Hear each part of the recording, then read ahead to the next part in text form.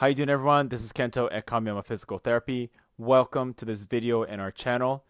Yesterday, we finished up our hip webinar regarding hip pinching or hip impingement.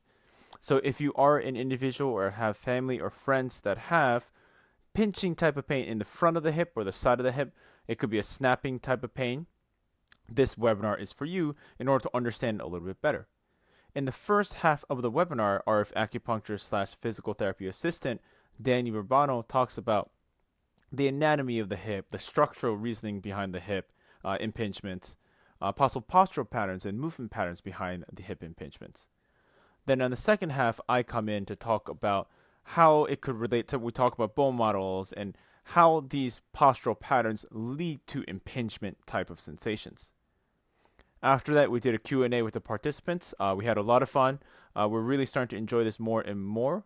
So we are going to have more of these in the future. We might have knees, we might have shoulders. So hope you enjoy this hip webinar, and I'll see you soon. Thank you. Hi, this is Kento at Kamiyama Physical Therapy. Welcome to our channel.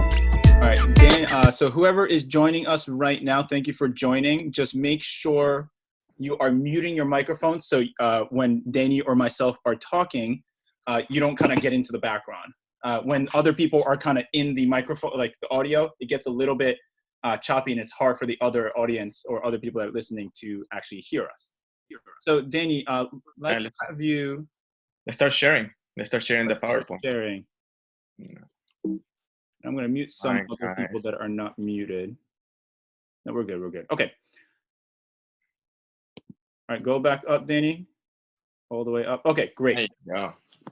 All right, so for those of us that are joining right now, thank you for coming. So we've been doing the webinar. This is our third one during our coronavirus quarantine. So it's been good. So far, we've been getting pretty good feedback. So if you do have feedback later, please give us any good or bad, because both are going to be useful. The bad may hurt us a little bit, tiny bit, but it will be helpful for us in the long run. We can take it. So we're going to talk about hip pinching, impingement. So hip impingement from a medical perspective. We got this topic from an attendee from last week. We were going to do hip anyway, but we're going to do hip pinching. So whoever had hip pinching type of issues in the past or now, this could be helpful just to understand the mechanism of it and the reason why you might be doing certain things and it could be leading to pinching. So this is what the topic is going to be. What is hip impingement? We're going to talk about different types of it, the anatomy of it, the structural reasoning, like the bony reasoning of things, or movement pattern, muscular reasonings of things. And Danny is going to be the one that's going to be explaining that for the first half or so. In the second half, I will be using possibly bone models to give you a couple concepts of it. And then once we're all done, we're going to be a Q&A. So it should be for us talking, it'll be about 15 to 20 minutes, and then we'll go into the next spot. So Danny and I often talk nowadays during these quarantine times, and we keep talking about how we can help others because we're all stuck. And the things we are good at doing is helping others with some form of movement pain, muscular pain, structural pain.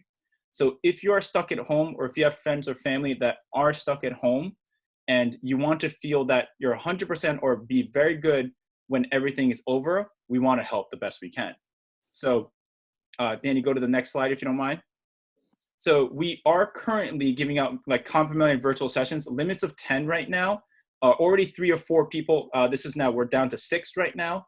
But if you are kind of interested in getting checked out, improving some of the things that you are having issues with during these times, so you are, when you get out of this quarantine times, or hopefully everything is over, you are ready to go. So if you're interested, we're really good at movement stuff. We're very good when it comes to helping with a lot of structural body issues. Feel free to comment or give us an email or call with us.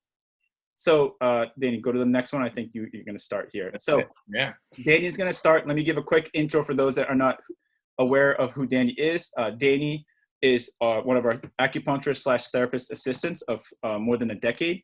He is also an adjunct professor for the physical therapy program and the physician assistant program for Seton Hall University for anatomy. So, he's going to really talk about hip anatomy stuff today and a little bit of movement concept stuff. last week, he did kind of a touch on Eastern medicine stuff, which is really awesome. But today he's going to go in there, and then we're going to go into concepts. So Danny, take it off. Thank you so much for doing this. Let's do this. Thank you guys for being with us, and I guess not being on Netflix or Hulu for the next hour. Thank you for choosing us. So let's get started. So if you see on your right side, and just a little side note, if you can move the screens with all the faces to any side you want. You can drag it to, as long as you drag it on the top, you can drag it on the bottom, left, as long as it's not blocking your screen if you don't want to see all the faces. But let's go back to the topic. So like Kento was saying, we're going to start with a little bit of the anatomy of it. So what we can do is look at the hip joint. If you look on your right side, if you move the screen already, so what happens on your right side, you're going to see this is the hip. This is the top of the body. This is the bottom of the body. Right? You can see the hip is like ball and socket joint, meaning the shape of the femur, and socket, meaning almost like a cup. So the main function, if you want to think about the main function of the hip, is to weight bear basically the weight from the thorax, head, arms, and all of that into this joint. So how it does that is needs to be a stable joint, because imagine putting all that weight into a joint that's unstable, is going to keep going all over the place, right? So this joint needs to be super stable to be able to handle all that weight around the body. How it does that is we're going to go into in a little bit. All right, so after that, this is the next one. From here, we wanted to show you a little bit of the front view and posterior view. In the front view, of course, you're going to see that the quads were taken out. Most of the quads were taken out. And then the femur is highlighted on green. And on the other side, you can see the posterior view, which the glute max was taken out. And you can see that the femur is also highlighted on green. The main actions, of course, we're going to go through them, is flexion, extension, abduction, adduction, external rotation, and internal rotation or medial rotation. Of course, the muscles are here. If you guys want that, you guys can take a screenshot or email me and I can send you the muscles here. Or let me unshare the screen so we can go over the movements because that's really important. So, can you guys see me? All right. So from here, if you look at the pelvis, back, front, right? Flexion is going to be this way. Extension is going to be going back. All right. Abduction is going to be going away from midline. Adduction is going to be going towards midline. External rotation is going to be going away or going back, or the femur going out. Internal rotation is going to go in. All right, so let me go back to the slide a little bit. So we can see for the most part, there's a lot of muscles that surround the hip and in the front and on the back. But if you look at the front in here, what was taken out is as soon as the bone ends, there's going to be a little bit of a ring around it called labrum. That labrum is going to almost hug the head of the femur. It's going to make it more deep so it doesn't come out of the joint, right? On top of that, there's going to be almost like a sleeve of ligaments that are going to prevent that joint from moving too much. That's going to be really important. I want you guys to remember that, because when Kento's going to go into the specifics of it, you can see why those ligaments are super important. The same thing if you look at the right side, you see besides the bigger muscles, of course, that create the power, which is the glute max and the gluteus and all of that, and the hamstrings, we have a set of tiny little muscles on the right side. And what the function of these tiny little muscles are going to be basically to rotate the hip. But as you can see, if they're tiny, they don't really take the stress of a lot of movement. So they may have a tendency to be tight, which Kento is going to discuss a little bit later. So just remember this part and remember this part for later on. All right, let's go into the next slide, which is, now that we know the bones, now that we know a little bit of the muscles, let's go into what it's like to have, how does it present? So the main thing, or the client is going to come to you is saying I have a pain in the groin. And if you take your fingers or between your groin and your femur, and you palpate it, you're gonna feel that joint is already tight to begin with, basically. What happens is that pain, how the client's gonna describe it to you, is gonna be like a deep, deep kind of pain. Like it's almost like in the middle of the bone. Sometimes they even exacerbates to feeling like a warming or like a burning sensation down in the hip. And sometimes it goes all the way to the back. What happens is when that pain is really bad, sometimes when, let's say, like, they're doing a squat with you or by themselves, or even they're picking up something for the floor at home or work, that pain may exacerbate or get even worse. What also happens is, on the third common symptom, is actually that pain might come together with back pain. So sometimes the back pain leads to the hip pain, and sometimes that hip pain also leads to the back pain. They come together. So imagine having that combo, how frustrating that can be. Now, let me touch into the fourth kind of like symptom, which is going to be like if all of you guys do like a C with your arms or your hands and you wrap it around your hips, that's going to be basically that kind of pain that your client's going to present with, almost like a C shape kind of pain. Like you put your hands around your waist, that's going to be, it's almost like a wrapping around pain. It feels like a tightness. And of course, Kent is going to go through all of these specific symptoms later on. But another common symptom or thing that we hear from our clients is like sometimes they might get like they feel like something is snapping. Sometimes we might feel something similar to that when we go into your shoulders, or shoulders sometimes, when we go into a specific motion to start cracking or snapping. The same thing might happen in the hip. So the client might feel the snapping, and sometimes it's so bad that the client, you can actually hear as they're moving, the snapping or clicking going through that hip joint. So now that we know how the bone looks like, how the muscles look like, and then what are common symptoms, let's go into the patterns. So this is like basically like if you take a look at the top left, this is a perfectly shaped kind of joint, right? This is the femur. The shaft is going to be here, right? As you can see, it's a ball and socket, right? This is the normal pattern. If you take a look at the right, what happens when we're kids and there's abnormal bone growth, sometimes the femur is going to have a little extra bone or a little extra spike. What happens is as we keep moving and we start developing on movement patterns that are not most optimal, what happens is like this bone in here is going to start grinding against the pelvis, which is here. So it's going to start grinding against those ligaments around here. So imagine you keep grinding and keep grinding, it's going to keep tearing it, right? Putting a stress on it, irritating that area. The other type of structural, like kind of like deformity, is going to be coming from the pelvis, actually. What happens is that the pelvis is going to have like an abnormal bone growth around here, if you can see on the bottom left. So what happens, the same thing, as the femur keeps moving, we start getting tight over the years, over time. What happens is there's going to be impingement on this area. And the same thing, those ligaments, those structures are going to get irritated, causing pain. What's really, really bad is going to happen when someone comes with actually both of them, which is a mixed pattern. That's really going to hurt. That's the person that's going to be hurting like constantly. All right. So those are the structural reasons, right? That now we're going to go into, Kento's going to discuss more of the movement types, but now we're going to go into more postural components. All right. So what we can see from here is, if you look at the top right, which is little person, this little girl, you can see the extreme arch back or lordotic posture coming from it.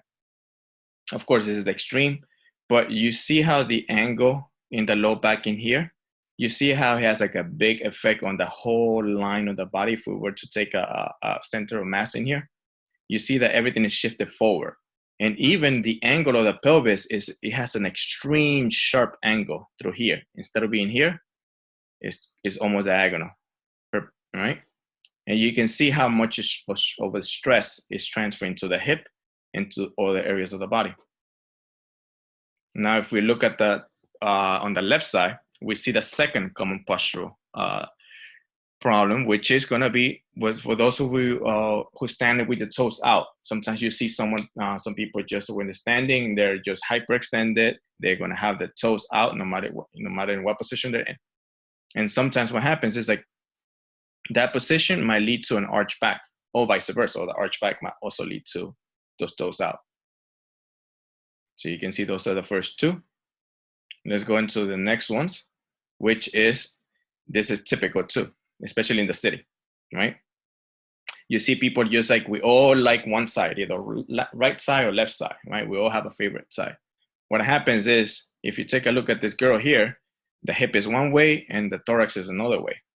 So imagine now if you have a bag or groceries or anything in one side or the other, imagine how that stress is being transferred to the body, especially to the hip in this case.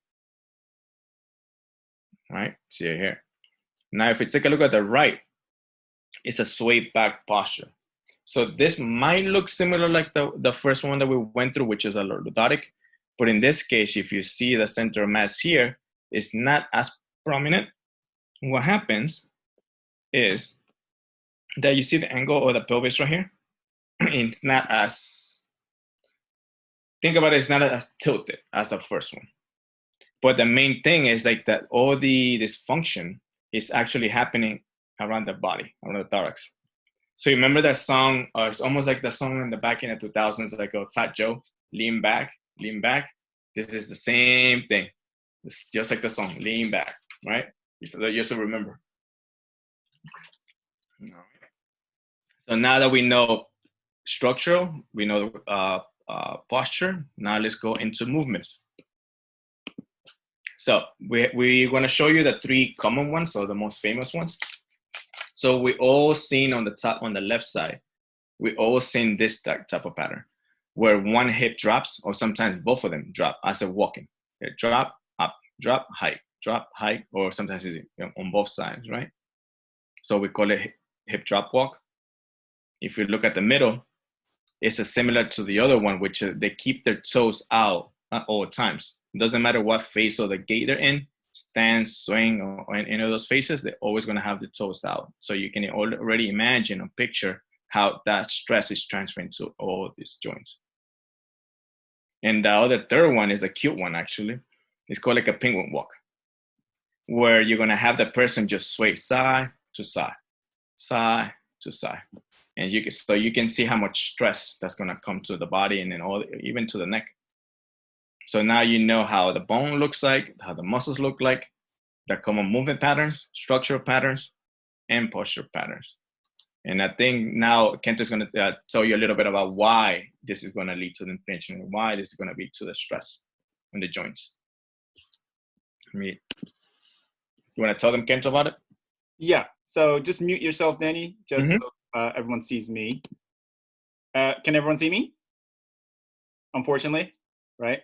All right, so let's go into the hip pattern. So let me just first share my screen in a second, and I'll unshare as we go. All right. Can everyone see the PowerPoint? Just give me like a head nod or like a thumbs up somewhere. All right, perfect.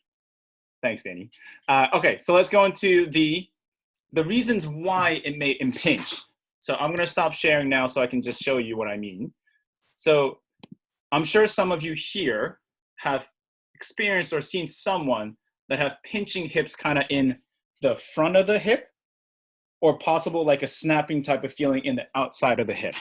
Those are the two common ones. Some people may have snapping or pinchy type of feeling in the back of the hip, but for time purposes, we're gonna talk about the front part of the hip and the back part of the hip. So we're gonna talk about certain postures. So one posture that Danny has talked about, one was an individual that is arching their back a whole lot. So when they're arching their back a whole lot, and I'm going to talk about for a hip that is pinching in the front, their pelvis here gets really tilted forward and the back arches. So they really start to arch a little bit like this. So if you take a look here, when I start doing this, you can probably see the bone here gets closer to the bone here. So what that already means, if I just bring it neutral back up, this hip is already in a flexed position. So imagine a person that has a really arched back and they try to lift their leg up more. They're going to scrunch the tissues in front more, which sometimes may feel like a pinching sensation in the hip, right? So I hope some people, it makes sense for some, right? Other things that could happen, that's one version of it. Another version of it is when the toe is pointed out. So Danny kind of showed it to you guys in the other one before, and I'm going to share the quick screen here, right? The person that has a toe out gait in the front, I'm going to tell you how that could lead to an impingement type of sensation. When the individual is toed out with the hip in mind as a compensation, this bone will turn outwards. Can you guys see how it turns outwards? And when it turns outwards, the bone here starts to jut forward. So it starts to actually stretch the tissues in the front, kind of like this. And imagine the person that is a toe out gait or a person that has a hip that turns out, they have to flex the hip. They will tend to scrunch the tissues in the front. And that will create an impingement type of symptom. What's confusing about this for a lot of people, and physical therapists as well, is when the person feels this, has this mechanism, the tissues in the front right here is getting stretched or tense. So it's like tense pull, like it's getting pulled apart. So what the brain often feels is, I feel tight, I feel tense. And the common thing for us, when it feels tight for us, we stretch it. The problem is it's already stretched out. So the more you stretch it, it tends to not feel good in the long term.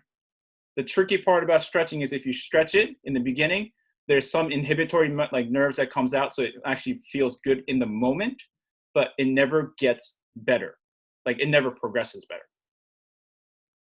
Third thing, I hope that makes sense. We just did a toe out position, that's like here, a person that is anterior tilted too much or arched back. The next one is the sway back posture. I'm gonna share real quick. I'm hoping I am sharing and it's making sense for some of you there. Is this one on the right-hand side. The right-hand side kid is called a sway back posture. If you take a look at the line that is black, that is the line, like the center of gravity line or line of gravity. If you can take a look at it, it is way behind the hip joint. So the hip joint is way more in front. And I'm going to share this again here. So if the line of gravity, so the person has a hip that's really forward right now, and the line of gravity is here, what happens is this bone will start jutting forward more as well. So the mechanism is the same with the toe pointed out like this, but now because you are kind of sagging kind of forward like this, the hip juts forward. And when that is maintained and the person starts to squat, they start to pinch in the front. I'm exaggerating. It's never going to be like this, but that's what it does, right? Those are three mechanisms that I'm talking about when it comes to how it could affect from a movement perspective, a pinchy hip in the front. Now, the last one I'm going to talk about is the one side to side, right? For some people that have pinching in the hips on the side to side. The one common thing is what Danny talked about with the girl that's sitting or standing on one side. And I'm going to share my PowerPoint real quick and I'll go right back into it. Now I'm going to use the guy on the left now. If you can take a look at this guy, his hip is all the way to the left, his torso is to the right. Now I'm going to use myself as an example. Give me 1 second.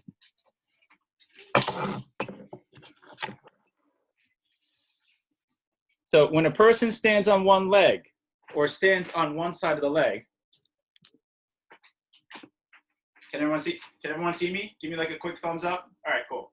So if you are standing on one side, ideally this part and this part comes together and shifts over, right? So my center of mass is going to be right over my hip joint into my foot.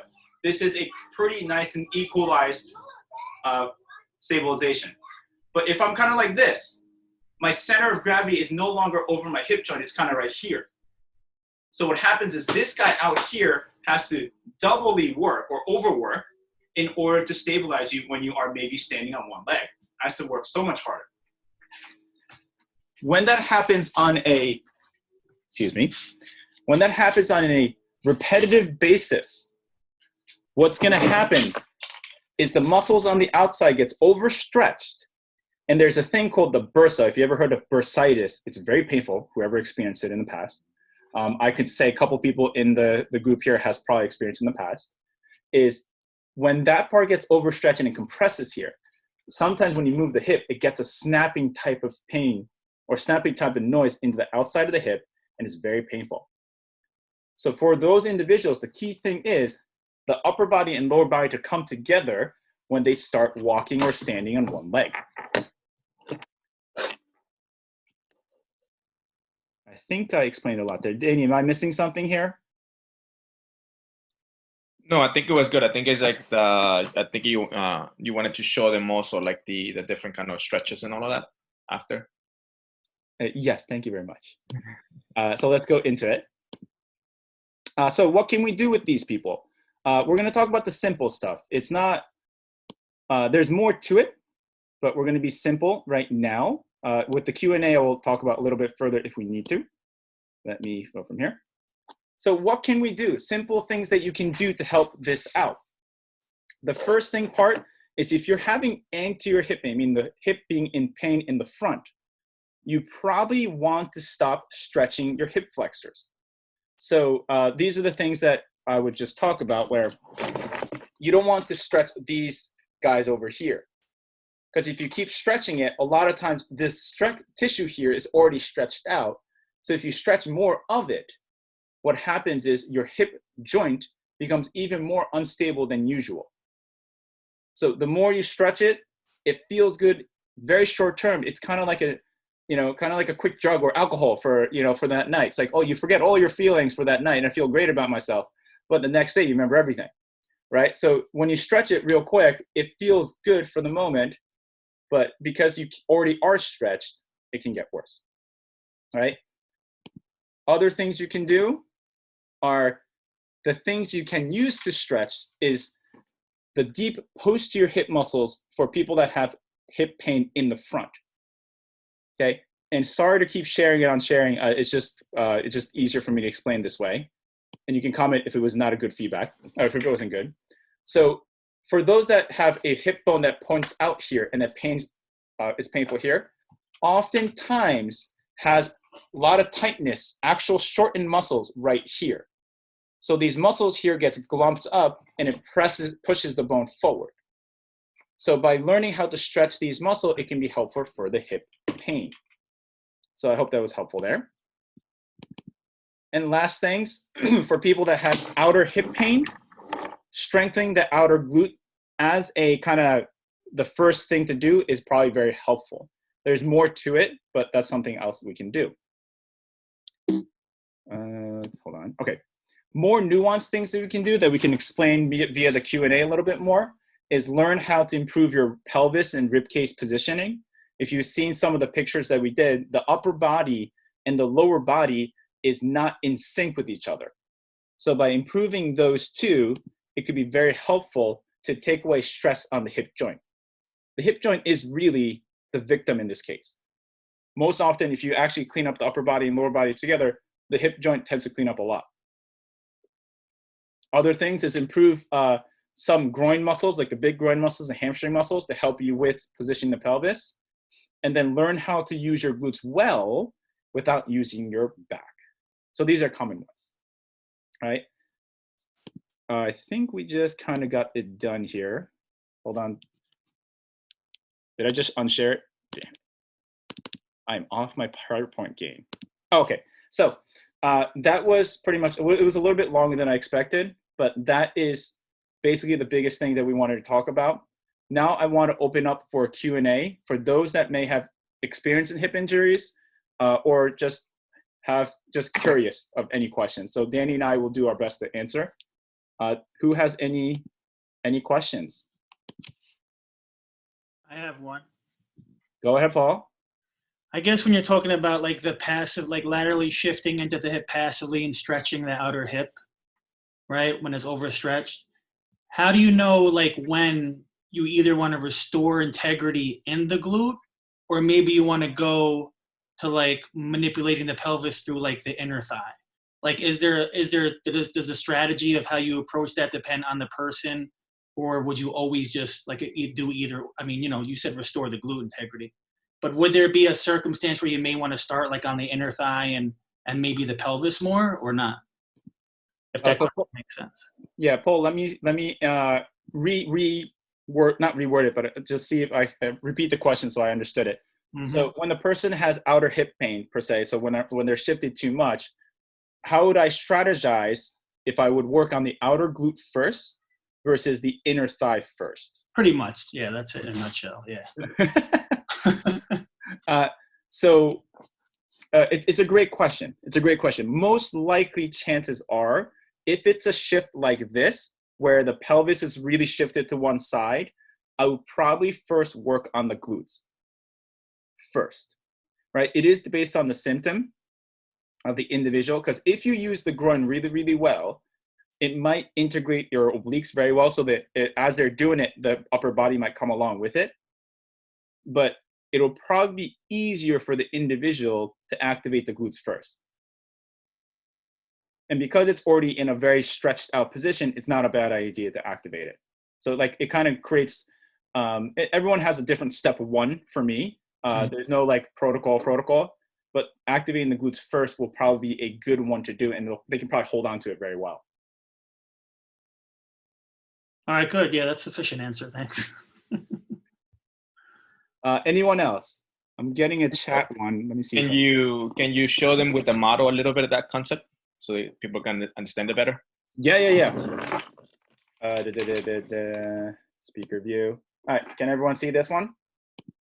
So what Paul was kind of talking about is when I'm having a person where this is the upper body and this is the pelvis, it's kind of like this. How would I make a decision where I'll work on the glutes on the outside first versus the inner thigh? And there's both ways could be correct. I told him the glute probably first because it's overstretched like crazy like this. So by activating it well, you might be able to kind of restore some of the glute tissues. The reason why I believe he asked that, why do the groin first? Because that will be, you might go into it more, is because when you actually use the groin, and this is going to be a little bit of a higher concept, but I hope this makes sense, is if I use the groin muscle that's really good at stabilizing the hip, which attaches to kind of right here, it will move the pelvis and watch what happens here. It goes like this.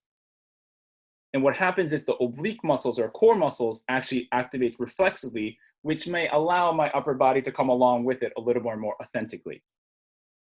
So maybe what Danny asked helped with Paul's question, maybe?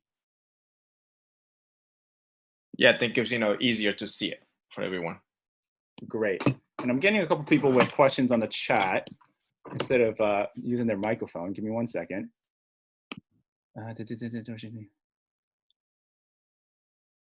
Okay, there was a statement. We're gonna go in Michelle's. Would an AIC pattern cause hip pain? If so, where? Michelle, are we talking about a AIC, like is there a left and right we're talking about? So this is a very specific question according to a certain practice. Left. So can a left AIC cause hip pain? Okay, if so, where? Okay, so in this is more of a clinical term per se, but I'm gonna try to break it down so it's easier for us to talk about. When we are talking about a AIC position, in this case, to simplify, this is a person that stands on the right side all the time.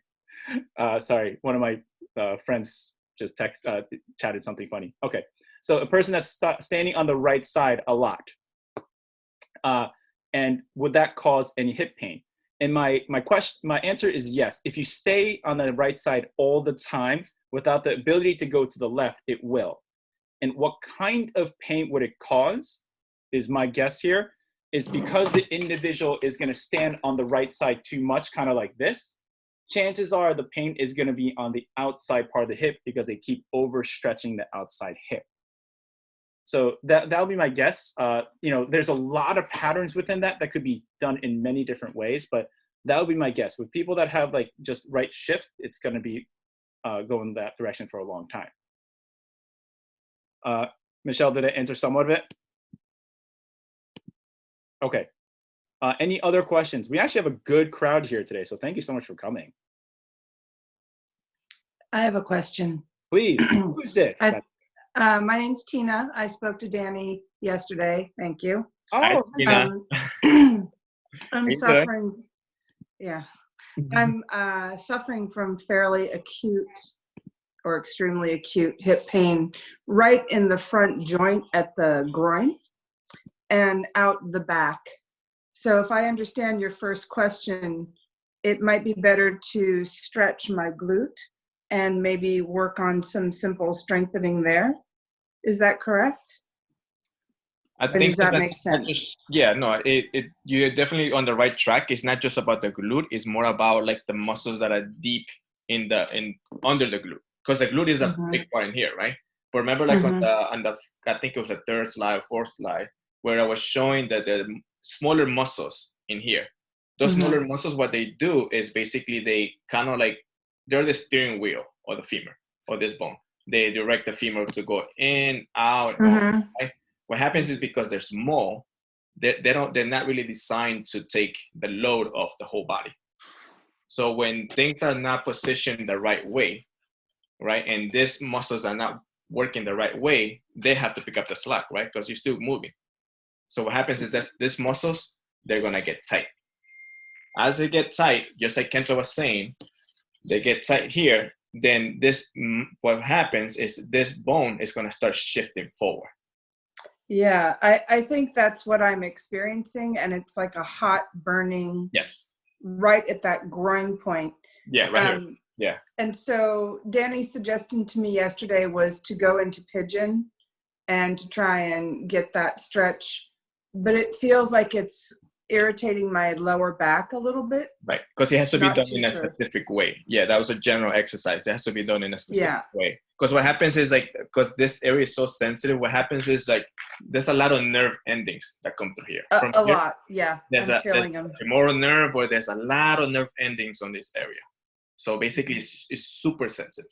It's almost like a hand that's so sensitive around this area. So because even like if for someone who doesn't have a hip impingement, if you were to palpate that area with your fingers, just put like, almost like your hands and then go into that area, it's gonna hurt. It's a super sensitive. It does. A lot of nerves and it does. Yeah. So any kind of like shifting forward of the joint is gonna start stretching here, those nerves. It's gonna start stretching those that areas irritating it. So then, just like Kento was saying, like that stretching or that hip stretcher or that psoas stretch is gonna keep further and further weakening that area and further irritating it. So it might feel good for that moment, but if it doesn't go away during the first stretch, that means that this is not the culprit. This is the victim. Right. So I feel a little stuck between, and I know this isn't my self-help hour, but I feel a little stuck between immobilizing and just putting heat and Motrin, which is what I'm doing. Yeah. Or if there's a way that I can move intelligently to help promote both circulation and decrease the pain. Right. Yes. That goes through more like a specific type of like, that we can give you a specific type of exercise that we can do a private session between you and us. Sure. We can give you a specific movement, because right now it's one exercise may not work on the other one, because there's multiple factors that come for the pain in the finger, in the back, and all that. Yeah. Let me just kind of come in the middle here. Tina, let's have you communicate with Danny a little more privately. Yeah, I will. That'll be better. Because at least it's very specific to what's going on with you. So I'd rather have you get like more of an individualized assessment. Yes, I agree. If that's I just wanted to relate it back to that first question. No. In terms of general, We hear you, Tina. We hear you. Query. Okay. No, it was great. And I hope it related a little bit, at least, to the reasons to why. Yeah. A lot. That's awesome. Super helpful. Oh, great. Does anyone else have more questions? No one? I have a question. Yes. So in the slide where you were showing us 3 different ways that somebody could get hip impingement, one is the feet going out, one is the penguin walk, and then one is, I think it was a runner, and one hip was higher than the other. I've trouble understanding why that position, because I know when we take a step, one hip does go higher than the other. So I'm a little, and I don't think in that one, their body's going one way and their hips going in the other. So I'm just having trouble with that one, understanding that one. No, Ilana, great. Danny, I'm going to take this one. So Ilana's really sharp about that one. It's the basically the picture I got. I couldn't find any other pictures that was not like a really dysfunctional running one that I couldn't take away, if that makes sense. There's like, Google has like weird rules right now where there's some pictures I can take when I can't. Maybe I should have just taken the picture myself. But if the individual is kind of dropping so much, and the upper body is still leaning that way, that's when the issue. When the upper body is kind of adapting and still coming over the hip really well, that is not a problem. Thank you. Okay, so that's what I should look for. If the hip is hiked, it's okay, but the issue is which way is their body going, their torso going. So if it's lined up, we're good. If it's going the other way, could lead to hip impingement. Exactly. So let me give you 2 examples of it, how it could compensate. Yeah. So when an individual, let me see, make sure I can get it. So when an individual has, let's say, a glute weakness or a poor hip control, they will kind of drop and see how my hip is outside when this is happening. Yep. This is what happens. And if they don't have any compensatory patterns beyond that, that's exactly what it happened. Just stays that way. Mm-hmm. When that prolongs, the brain gets smarter. So it knows that if they keep doing this, they're going to keep falling because this is getting weaker and weaker and weaker. So in order to cover that, this is what they do. Instead of kind of getting over it nicely, they lean. Yes. And this is the penguin walk. Fascinating. So it's a like an extra compensatory level of what happens with the hip. Yes. Did that kind of at least come full circle together a little bit? Absolutely. Thank you. You answered another question right there. So perfect. Thank you. Perfect. Great. Anyone else? Yeah, I have a question. Who's this? Who is this? Preston, sorry. Oh, Preston. Hey, how's it going? Hey, how's it going?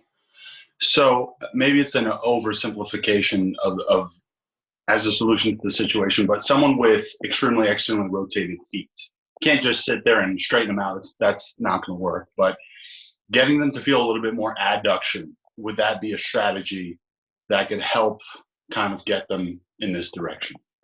Yeah. Oh, that's a great question. So I'm just going to repeat the question so I understand it well, Preston. So you're saying for people that have a very toed out gait, just telling them to bring the toe inwards doesn't usually, well, you're saying it might not work well. And then having them feel the adductors or the groin muscles that we're talking about will probably help them more? Or that's a question? Or is a... Yes. So my question is getting someone to feel a little bit more adductors, that sitting there with their feet like this, going to help improve that situation, or at least get them in the right direction, because you can't just jam someone into the position you may want, and that may not be the position they need to be in anyway. Yeah, exactly. So when you jam a person, so you kind of go back to when you were a kid, and I've gotten this from my father, and this is nothing against my father, by the way. Dad, if you're watching, I still love you. Anyway, so, parents will say, hey, straighten up, like stand tall, sit tall, right? And that posture is not being slumped is not a good thing, but because you forced your posture all the time, eventually it didn't feel right. You got tenser and tenser. So same thing, if you have your toes out and someone goes, that's not good, so just bring it in, right? You're most likely forcing it in. So sometimes people might just bring the toes in and not the hip in. You might compensate to get there. Very often times we compensate to get to the things that someone has told us this is wrong. So I think you're right. If you want the person to start getting a more stable hip by bringing the toes in, it's probably a good idea to actually feel the muscles that's in the groin. So he's calling it the adductor, which is the muscle kind of like in this region. If we can feel the adductors to kind of bring it toes in, then that is better. And feeling those muscles is just as important for me, because that also means the individual is starting to actually sense it and what that feels like to be in a good position. Because imagine you do an exercise and you know it's good for you, but you don't feel anything, right? Let's say you do a plank that supposedly is the best core exercise, but you feel your back, right? But someone told you it's the right thing to do, you keep doing it, but you don't feel good from it. So feeling the muscles that we're talking about is just as important for me in order for a person to progress. Preston, does that kind of answer it? No, it definitely answers it. And I just want to say I can really relate to the parents telling you to straighten up your back thing, because that led to just way too much time trying to be straight during a bunch of movement patterns, which led to just lower back discomfort. And then me realizing that's not a great strategy. So thanks. Yeah, and absolutely. It's just one of the, someone raised their hand. It's Paul, I'll get to you in a second. So yeah, absolutely. Like when we force something, when we don't have the structure or fundamental stuff to help us get there, it tends to be compensated. So it's always good to, find someone that has learned how to figure those things out in order to get better. So Paul, you raised your hand, so please, last question actually. So let's go from there. I didn't want to hog it. That's why I raised my hand in case someone wanted to verbally come in. Anyway, so I think I just want to piggyback what you talked about as far as feeling the adductors rather than just rotating the feet. Like, is it essential to pay attention to the pelvis in that position, or would you ever just focus on adductors and ignore the pelvis?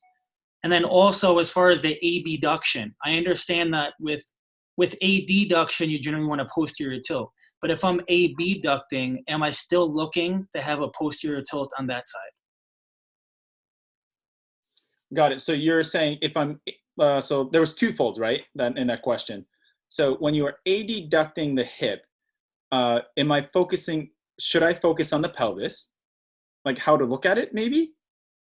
Well, I guess what I'm saying is, like, would you always want to focus on the pelvis? I had a situation where I had someone doing a lot of adduction drills, and I didn't pay attention to the pelvis, and she ended up having bad symptoms from that. So I suppose that I would always have to focus on tilting the pelvis to receive the femur or something like that. I think that's something that I would have to do, I'd assume, rather than just focusing on the adductors themselves, as far as that part of the question, yeah.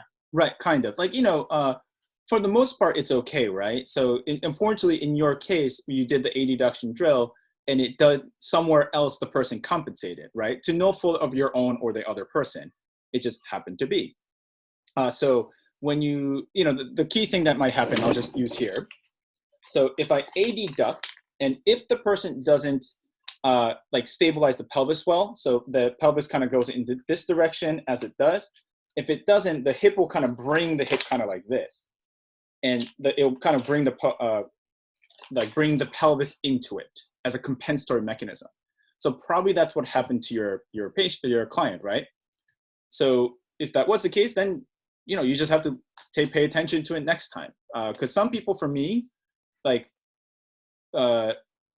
think one of the attendees last week said it. It's like some people can't get that patterning well. So if that's the case, you want to start with one pattern.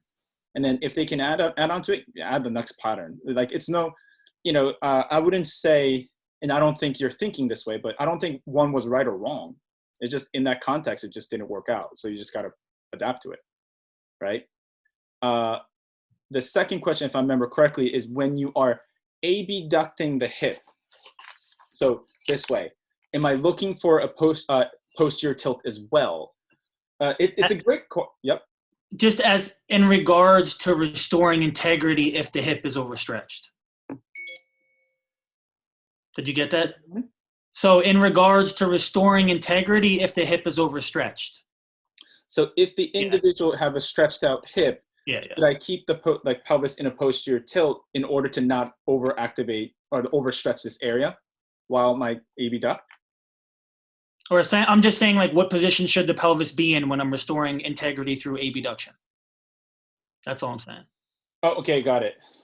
It's a great question. It's a great question. It's a very direct question I'm not sure if there's a direct answer to that.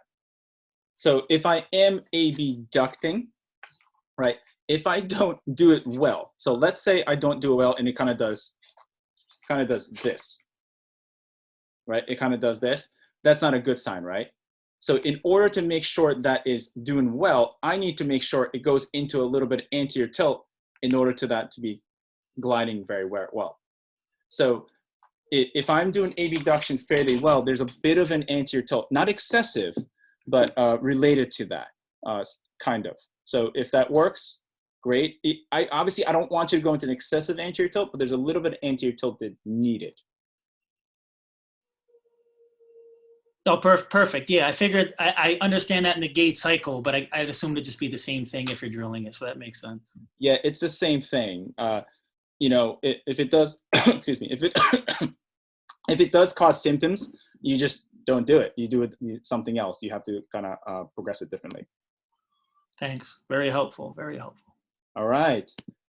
Danny, anything you want to add? I think it's like, adding to that, I guess like, the easiest ways to think of that concept is like, as long as you don't see extremes, you should be fine with it, because you don't want to see them as extreme hip hike when they're doing an abduction, or, as long as it works for the patient, because every patient is different, right? From the way they understand stuff, from the way they perceive and feel stuff, to the way their bone is structured. Because the only way we would know is through x-ray. We don't want to take an x-ray through the whole body, right? So just try to adapt to the patient, but as long as you don't see the extremes. All right, nice. That would be the easiest way. Okay. I hope some people learned. It was a great group today. Like, we had a lot more than expected, at least I expected. So I hope you guys learned. We are kind of doing this weekly right now. Yeah. So, as long as I can do it, I'll do it.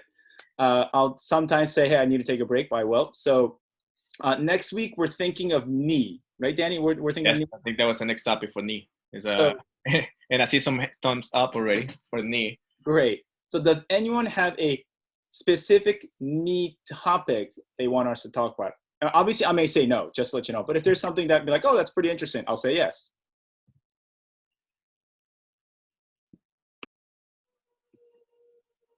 Anyone? Going once, going twice.